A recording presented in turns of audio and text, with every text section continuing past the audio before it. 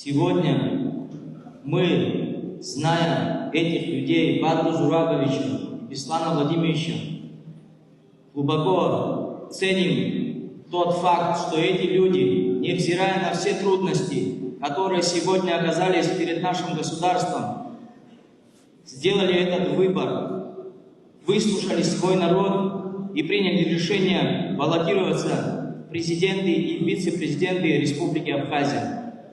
В это непростое время, когда наш народ переживает сложности и трудности, эти люди с государственным мышлением, которые прошли достойный опыт, перенимая от старшего поколения и передавая младшим, мы знаем, что эти люди никогда не подведут Абхазию, никогда не подведут абхазский народ, потому что они выходцы из народной среды. Это люди, которые воспитаны в духе абхазского исторического прошлого.